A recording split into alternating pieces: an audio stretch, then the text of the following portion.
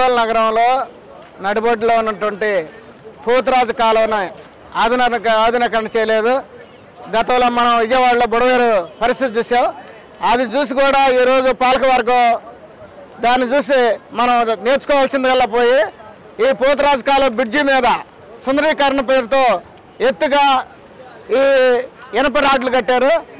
ఆ కారణంగా ఆ చెత్త తీయని కారణంగా ఈరోజు పక్కన ఉన్నటువంటి దాదాపు 80 కాలనీలు ముంపుకు గురవడం అనేది జరిగింది. ఇది ప్రధానంగా ఎమ్మెల్యే గారు వైఫల్యమే.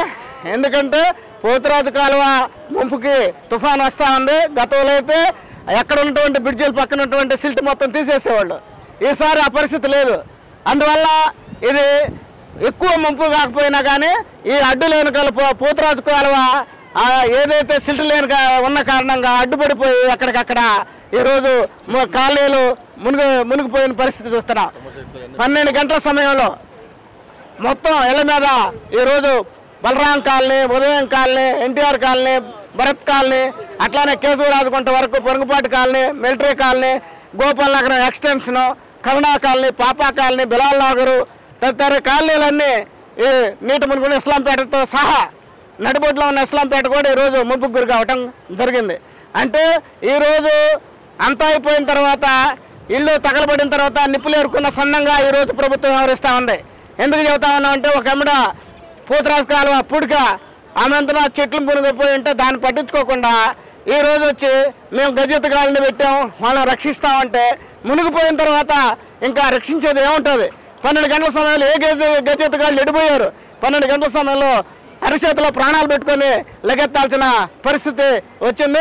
అందరూ ఆక్సిజన్ స్కూల్లో కొంతమంది తలదాచుకోవడం జరిగింది.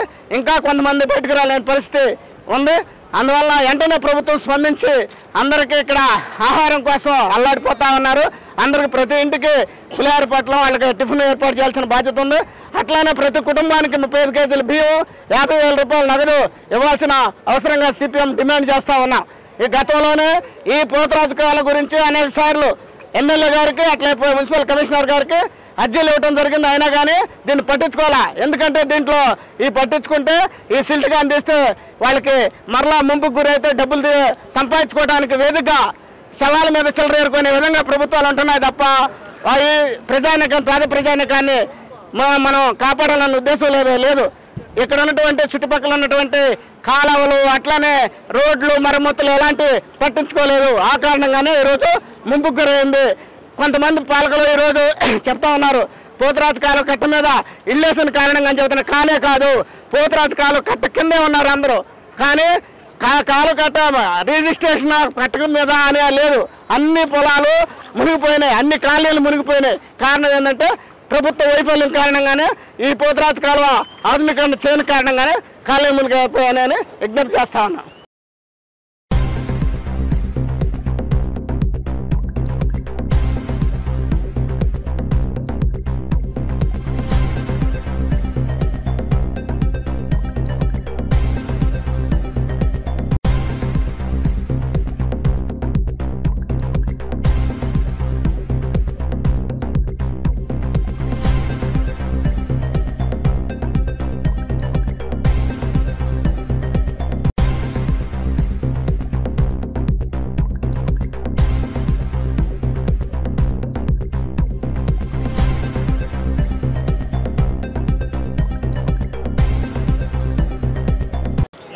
చీకటి శ్రీనివాసరావు, సిపిఎం ఒంగోలు నగర కార్యదర్శి.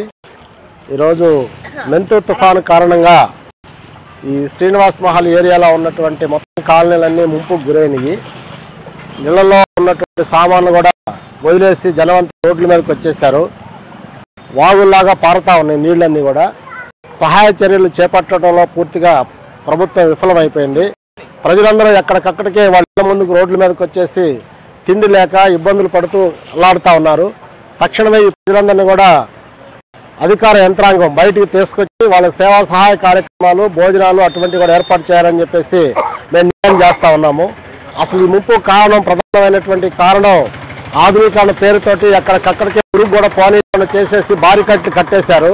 ఆడున్నటువంటి తుంగ కానీ ముంపు కానీ ఇంత వ్యర్థ పదార్థాలు తొలగించే పరిస్థితి కూడా లేకుండా పోయింది.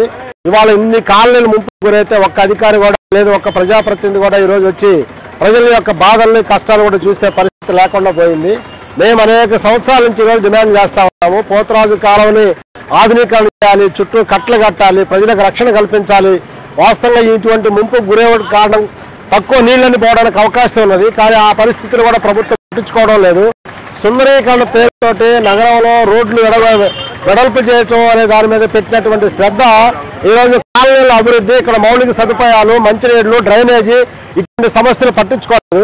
ఈరోజు శ్రీనివాస్ మహల్ దాని దగ్గర ఉన్నటువంటి పోతరాజు కాలువలో అక్కడ ఈరోజు 5 అడుగుల ఎత్తున ఇనప స్తూవలు కట్టేశారు. ఇనప స్తూవలు కట్టేసిన తర్వాత జేసీబీ పెట్టి అక్కడ తొంగలు తీసేసే పరిస్థితి లేకుండా పోయింది.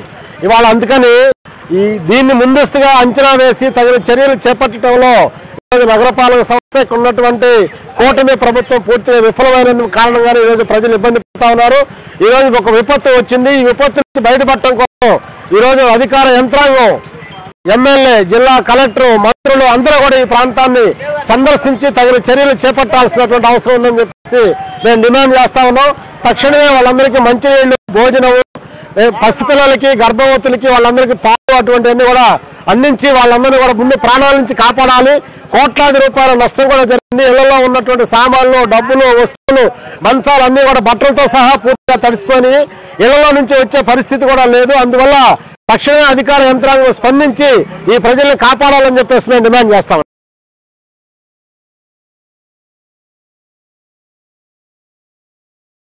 బలరాం కాలనీ 2వ లైను. నా పేరు మల్లేశ్వరయ్య. మా ఇల్లు రాత్రి నుంచి మునిగిపోయి బిడ్డలు నేసుకొని అల్లాడిపోతున్నామయ్యా. మేము ఒక్కళ్ళు వచ్చి చూసిన వాళ్ళు లేరు. ఎత్తిపోసుకున్న లోనకు వచ్చేసినాయి అయ్యా నీళ్ళని. నేను ఇంకా ఇంత మటుకు తగ్గలేదు. ఒకళ్ళన్నా ఎట్టుందా ఏందని గాడ వచ్చి పలకరించిన వాళ్ళు లేరు. నైట్ 11 గంటల నుంచి వర్షం వచ్చింది. రాత్రి 11 గంటల నుంచి వర్షం, ఒకటే వర్షం. బిడ్డలను పెట్టుకొని అట్నే కూర్చొని ఆ నీళ్ళు ఎత్తిపోసుకుంటా మేము నానా ఇబ్బందులు పడుతున్నాము. అది కనీసం ఎట్టుండారా ఏందా అని తొంగి చూసిన వాళ్ళు లేరయ్యా. పసిబిడ్డలు వేసుకొని ఉన్నానయ్యా ఇంట్లో. నేను అడుగుతున్నాము, ఏడకొచ్చి పట్టించుకొని చూసిన వాళ్ళే లేరు. ఈ వాన అసలు ఈ నీళ్లు చూడయ్యా. మా ఇల్లు ఇక్కడ ఏమన్నా ఉందా? 11 గంటల నుంచి మా ఇల్లు ఏమన్నా ఉందా? అడగట్లేదు. పొద్దుటి నుంచి పాలు లేవు, నీళ్లు లేవు, నిప్పులు లేవు, ఏది లేదు, ఏమీ లేదు.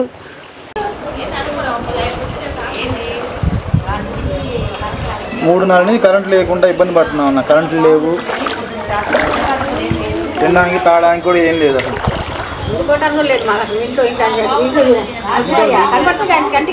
చెప్పేది ఏముంది, చెప్పేదేం కనపడుతుందా?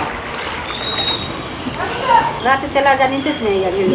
తెల్లారి 3:30కి లేచేసాము. మేము కిందే పడుకునేది. నీళ్ళు వచ్చేటప్పటికి లేచి నిండిపోయి లేచాము. ఇంకా కరెంట్ పోయింది అంతలోకి.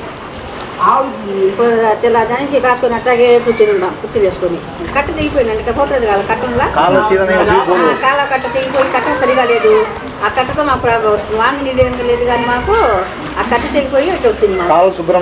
కాలాలు కూడా సరిగా శుభ్రం అంట కసు ఉంది. అక్కడ ఏడంటే ఆడ అడ్డ పడుతుంది. కాలాలు కూడా సరిగా లేవు. మాకు కరెంట్ లేదండి. కాలువ నుండి అంత నీళ్ళంతా వాటర్ బయటకు వచ్చినాయి. మేము ఇటు వెళ్ళలేని పరిస్థితి. తినడానికి కూడా మాకు వీలు లేకుండా ఉంది. ఇంట్లో నుంచోడానికి కూర్చోడానికి కూడా వీలు లేదు. పాములు వచ్చినాయి ఇంట్లోకి. చిన్నపిల్లలు ఉన్నారు, చాలా ఇబ్బంది పడుతున్నారు రాత్రి నుంచి. ఈ పోతరాజు కాలువ త్వరగా పనులు ప్రారంభిస్తే ఆ పోతరాజు కాలువ పనులు పూర్తి అయితేనే ఇవన్నీ మాకు లేకుండా పోతాయి. ఈ సంవత్సరాన్ని ఆ కాలువ వల్లే వస్తున్నాయి మాకు. కాలువలు కూడా తీయట్లేదు.